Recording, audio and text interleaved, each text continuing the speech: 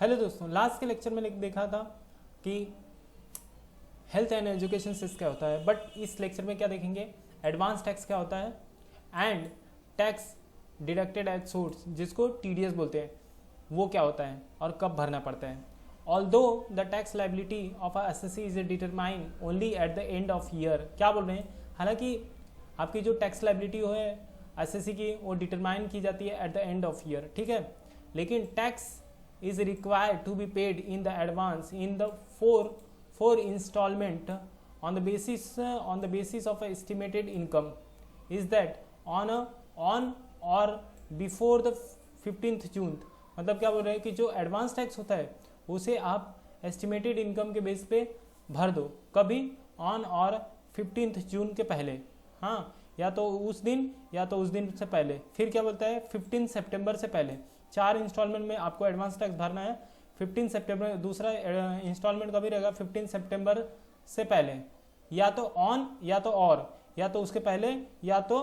उस दिन या तो बिफोर, या 15 वही मतलब 15 सितंबर की बात कर रहे हैं, या तो 15 सितंबर के दिन ही भर दो या उसके पहले भर दो। वैसे ही यहाँ पे या तो 15 दिसंबर के दिन भर दो या उससे पहले भर दो, और साथ में लास्ट में 15 मार्च को भर दो, ठीक है, या उससे पहले भर दो। हाउएवर, हालांकि resident opting for a presumptive taxation scheme can pay the advance tax in a one installment on or before the 15th March instead of a 4 installment. मतलब क्या बोल रहे हैं कि जो लोग भी प्रिजेंटिव टैक्सेशन स्कीम में जाते हैं, ये क्या होता है प्रिजेंटिव इस टैक्सेशन स्कीम क्या होता है वो आगे आपको मालूम पड़ेगा, यहाँ पे पूरा डिस्कस नहीं कर सकते हैं, ठीक है। तो जो प्रिजेंटिव में जाते हैं उनको बोलते हैं कि लास्ट जो रहता है ना, लास्ट वाला on or before the 15th मार्च वाला, उसी टाइम पे जो इंस्टेड ऑफ 4 इंस्टॉलमेंट भरने के एक ही इंस्टॉलमेंट में भर दो।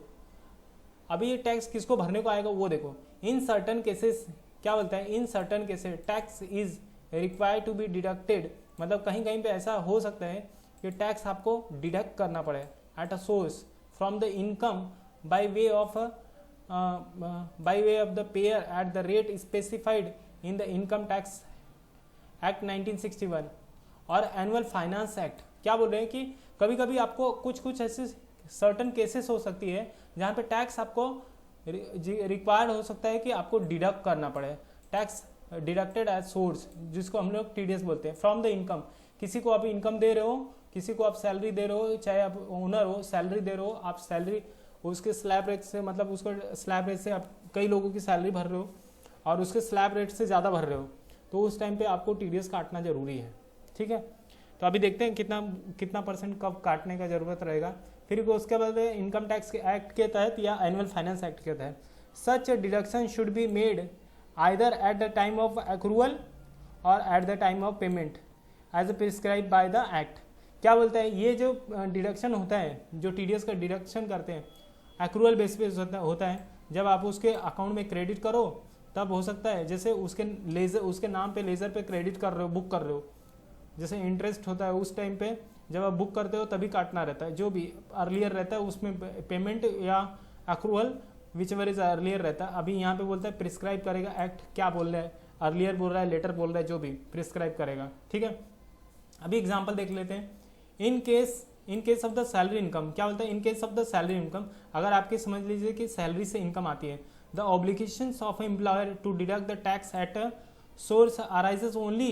Eight the time of the payment of the salary to the employee. क्या बोलता है, इस टाइम पे, मतलब अगर सैलरी इनकम है तो उस टाइम पे जब आप सैलरी पे कर रहे हो तभी टैक्स का डिडक्ट करे हुए, ठीक है। हालांकि क्या बोलते हैं, however in the respect of other payment like fees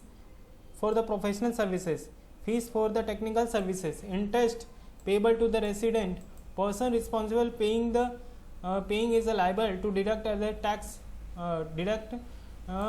at a source at the time of the credit। क्या बोला है, जब क्रेडिट करेंगे तभी इसको at the time of the credit of such income to the account of the payee or at the time of the payment whichever is earlier। मेरा अनुमान सही था, अर्लियर के टाइम ही बोलेंगे, क्योंकि जो भी पहले आ रहा है उसी टाइम, या तो उसको आप पे कर रहे हो या तो आप उसके अकाउंट में उसके नाम पे क्रेडिट कर रहे हो, अपने ही बुक में आप उसके नाम पे क्रेडिट कर रहे हो, इनकम है ना, उसके नाम पे अगर क्रेडिट कर रहे हो, हाँ अपने अकाउंट में डेबिट कर रहे हो, उसके नाम पे क्रेडिट कर रहे हो, हाँ उसके लेजर में क्रेडिट कर रहे हो, तो उस टाइम पे आपको डिडक्ट करना पड़ेगा eight the time of credit. such a tax deducted at source has to be remitted to the credit of central government through any branch of RBI, SBI or any authorized bank within the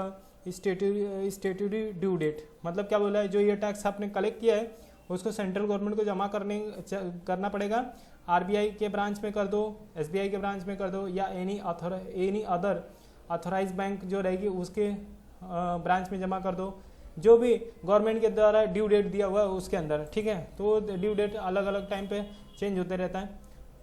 चलिए इस video को यहीं पे समाप्त करते हैं। आपसे request है कि प्लीज़ चैनल को सब्सक्राइब करें, शेयर करें, चैनल को सब्सक्राइब करें, शेयर करें और दोस्तों को भेज दें।